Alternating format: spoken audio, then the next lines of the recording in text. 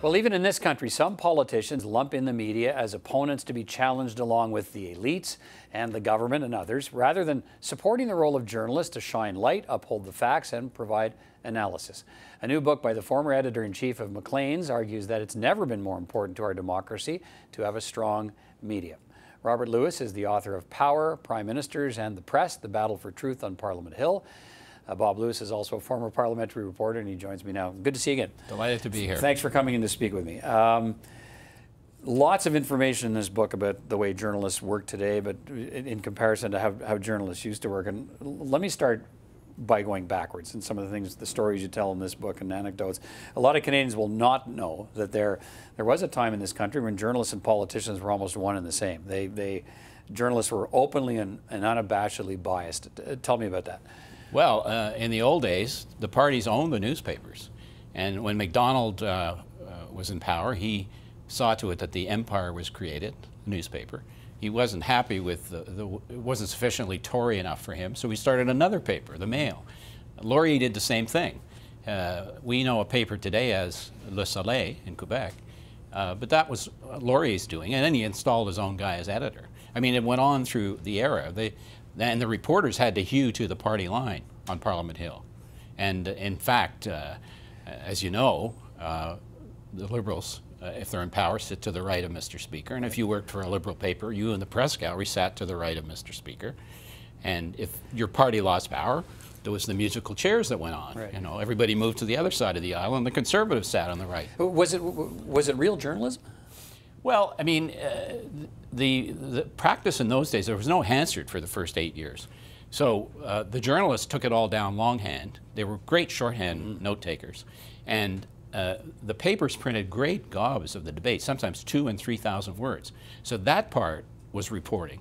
But then they would lard in all the opinions in the headlines to line up with the editorial view of the paper. Right. Yeah. But the other thing that went on, and Arthur Ford tells this story when he was freelancing for a Conservative paper in Halifax, when Laurier was speaking after a friend of the owner who was in the Conservative cabinet. And when he asked the owner, how much do you want on Laurier, he said, I don't want anything on Laurier, give me everything on my guy. And that's the way it was. They were called the ministerial press, in fact, because you know, they followed the ministers of the day. They were almost what we'd call today, you know, communications directors, more of a role of getting out the pro message than they were being critical. But they were also very involved in the early days in the definition of what Canada was all about. I mean, at the Charlottetown conference, a big chunk of the delegation from the province of Canada was journalists.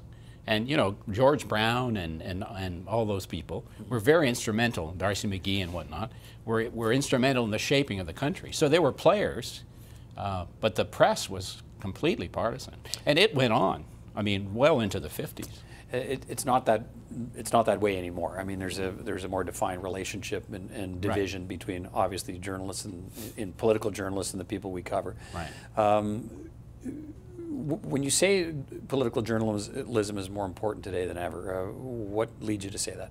Well, I mean, we're in the age of opinion in the Twitter sphere. People are, I think, confused about what to believe.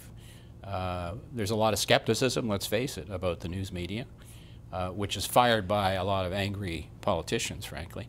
But I don't blame people. I mean, they don't quite know what to believe. So I think now it's the time, more important than ever, to have a good, honest press. And I think, frankly, the press is actually more credible now than it was in the early days of the country. So when you see, which we see it to a much greater extent, obviously, in the United States. I'm not sure we see anything like it yet in Canada. I'm sure there's conflict, and that's probably the way it should be. But watching what Donald Trump does with members of the media down there, and it causes people to say, what's going on with this guy? But by the same token, some people suggest to me that, you know, journalists have to be careful too about the role they play where they become in effect the opposition to somebody like a Donald Trump. Should we be concerned about that at all when we watch him chew out a reporter for pushing him too hard at this news conference yesterday? You're an embarrassment to CNN. He doesn't like CNN. We all know that. Is there a line that we shouldn't cross? Oh, absolutely. I think reporters these days have to be really careful because with the skepticism that is rampant, politicians attacking the press, it's good value. I mean, they make a lot of yards by attacking the media. And if you start getting it down and dirty the way Trump does, there's just no win for a reporter. But I think people need to realize that most of the reporters for most of the conventional media outlets are honest, hardworking. You may not always agree with what they say. They do make mistakes, there's no doubt about that. But these are people who are trying to get out the information, and there's a lot of obstacles in their way.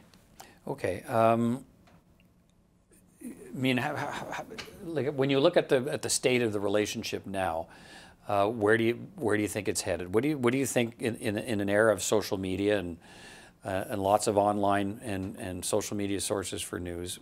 What's the biggest challenge to traditional journalism, where we apply all kinds of standards that other places don't? You know, the fact checking and the oversight and the vetting that you're certainly familiar with. What's the biggest threat? Well, I mean, the biggest threat is the loss of advertising in commercial media, and audiences. They're drifting away from all kinds of media. I mean, there's so much out there now that people are spending a lot of time online. They're spending a lot of time on their phones. And the news business is in a real crisis, and I'm not sure people are aware of it. There have been surveys done recently that show that most people are not aware of the crisis in news, and we've seen lots of cutbacks.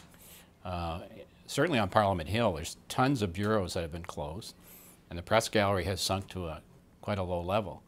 And that's a real concern, because you know there's an impact on democracy, I think, as the diminution of news and information grows.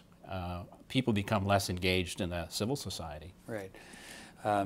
Do you see 15 years from now, given that you've chronicled where we've come from, do you see 15 years from now that we actually do play as important a role as you think we need to play, or do you think we're hobbled to the point where journalism and political journalism in particular, is reduced to something less? Well, I'm not much of a prognosticator, and I hesitate, but I mean, I think it will go on in different dramatic forms. I mean, when I started on the Hill, I worked for Maclean's. We used to fax our stories to Central, global headquarters, right. One page at a time.